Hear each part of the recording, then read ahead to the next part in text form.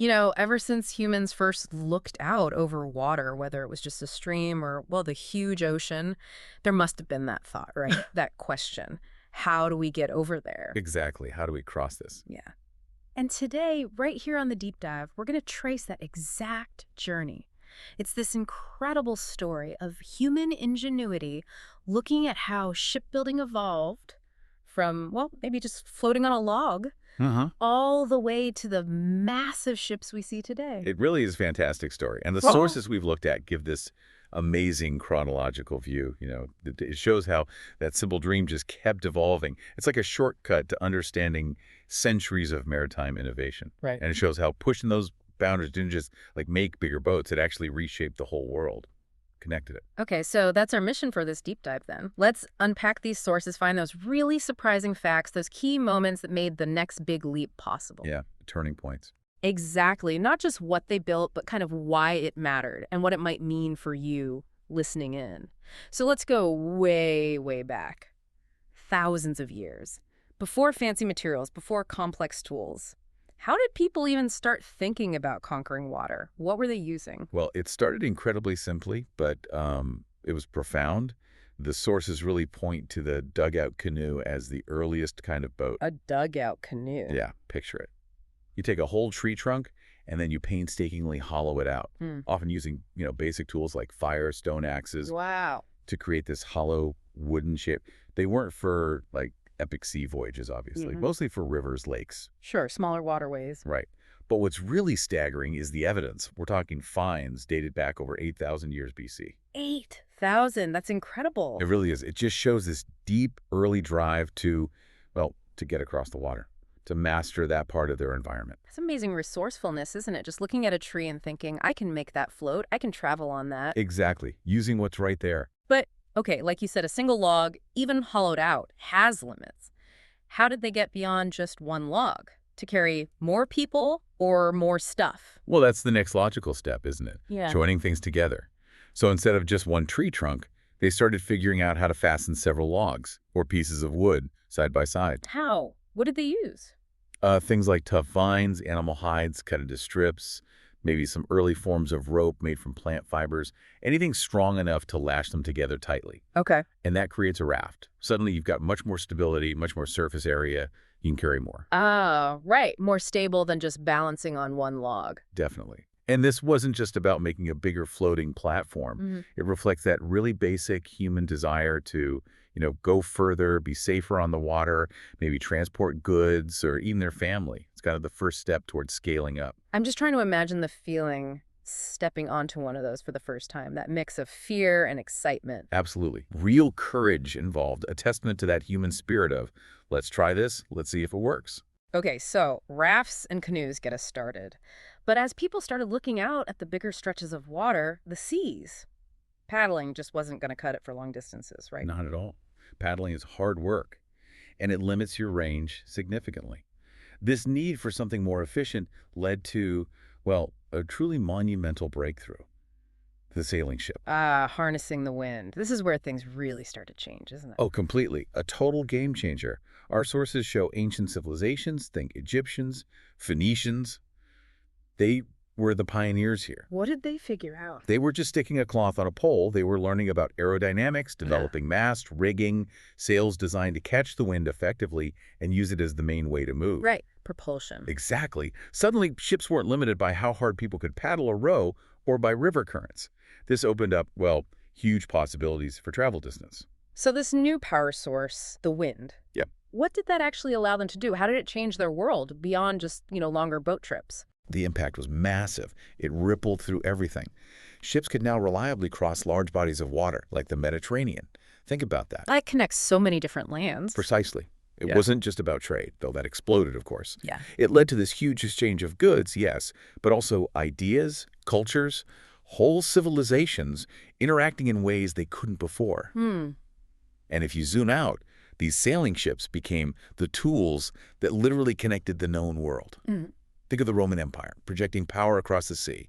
And then, importantly, as the sources highlight, this technology became the vehicle for global exploration and, yes, colonization. Right, the age of exploration. Yeah. Suddenly, nations like Spain, Portugal, England, Their ships could cross vast oceans to reach Asia, the Americas. It fundamentally redrew the maps, shifted global power balances. These ships carried armies, settlers, new ideas, but also diseases Yeah. across continents on a scale never seen before. It really reshaped everything. It's quite something to think about, the sheer historical weight carried by those wooden planks and canvas sails. They didn't just carry cargo, they carried the future, in a way. Changed societies forever. Okay, so the world kind of gets used to the age of sail, relies on wind power, and then boom, the 19th century hits. The Industrial Revolution. And that means another massive shift, right? New materials, new power for ships. Absolutely, another complete transformation. The key things here were, first, using steel well, iron initially, then steel for building the ships themselves. Instead of wood. Instead of wood. Steel gave incredible strength, durability. You could build much bigger, much stronger hulls. And second, the steam engine. Ah, the engine. No more relying on the wind. Exactly. Or oarsmen. Suddenly, ships weren't dependent on whether the wind blew or blew in the right direction. They had reliable, controllable power. This was huge. They could travel against currents, stick to schedules. Get juggles, that's a big deal for trade. A massive deal. And they could operate in more kinds of weather. It just revolutionized maritime logistics. And wasn't there one ship in particular that really showed what was possible with this new tech? The Great Britain, right? That's the one. The Great Britain is fascinating because back in 1845, it was the first iron-hulled, screw-propelled steamship to cross the Atlantic. Iron hull, not wood. And a propeller, not just paddles. Right. It combined these new technologies. It showed that large, robust, reliable ships powered by steam were not just possible, but practical. Yeah. It was like the proof of concept that opened the floodgates for bigger ambitions. And those ambitions got pretty big pretty fast, because soon after, we start seeing these enormous passenger liners. The most famous one, of course, Is the Titanic. Yes. Appearing in 1912, it's a perfect example of where this led. Over 269 meters long, designed for more than 2,000 passengers. Incredible luxury for the time. a floating palace, really. That's what they were aiming for. Now, obviously, its story ends tragically, which we all know, but it remains this powerful symbol of that whole ocean liner era, the peak of ambition, engineering, luxury. And maybe a bit of hubris. Perhaps a sort of belief that they'd conquered the ocean, but it definitely showcased the potential of steel and steam. It really is mind-boggling when you trace that line from someone hollowing out a single log Uh-huh. to these gigantic steam-powered cities carrying thousands across the ocean.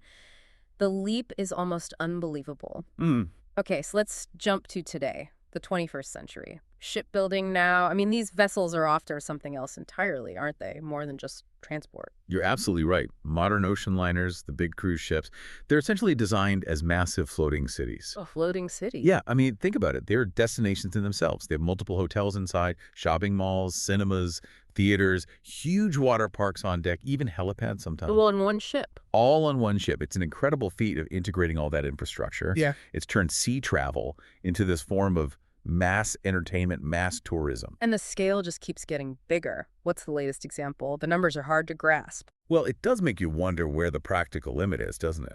But right now, the Icon of the Seas, which launched in 2024, holds the title. How big are we talking? Okay, get this. Over 360 meters long. That's longer than 3 football fields. It weighs over 250,000 gross tons. And it can carry nearly 10,000 people, that includes passengers, and all the crew needed to run it. 10,000 people. That's literally a small town. It is a small town with all its services and amenities just floating on the water, moving across the ocean. It's staggering engineering. Okay, so that's the luxury, the tourism side. But what about the ships that maybe we don't see as much, but that keep everything running? The ones powering the global economy. Ah, right, the container ships. They might not be glamorous, but they are absolutely essential. How so? These are the workhorses. Hmm. Huge vessels designed purely to carry tens of thousands of standardized metal boxes containers. The ones you see stacked at ports. Exactly. Yeah. These ships run constantly, back and forth across the oceans, moving goods from where they're made to where they're sold. They are the backbone of global trade. Our entire modern system of consumption relies on them. Without them. Without them, the global supply chains we depend on for, well, almost everything we buy, they just grind to a halt. It would be chaos. So it's this incredible range, isn't it? From that first simple hollowed log maybe carrying one person on a river, Yeah. all the way to these floating cities carrying 10,000, and these other almost invisible giants moving mountains of goods around the planet. The ambition is just immense. So this deep dive has really charted an amazing course, hasn't it? From those first basic dugout canoes, enough for one person maybe, Uh-huh. all the way to ships that carry thousands in luxury and others that carry the world's trade. And what's really interesting looking back through the sources is this constant theme, this core human drive. Yeah. It wasn't just about building something bigger or faster, though that was part of it. What was it then? It seems to boil down to always asking, how can we go even farther? Yeah. Seafaring isn't just technology. It's about that deep-seated dream to explore, to connect, to get beyond the horizon, to cross waters we haven't crossed before. That's a great way to put it. We've gone from simple canoes to floating cities on this journey through shipbuilding history. So, listening to all this, what does this deep dive tell you about that enduring human drive to explore, to connect, maybe just to overcome limits? And thinking about that, what waters, maybe metaphorical ones, are you curious to navigate in your own life?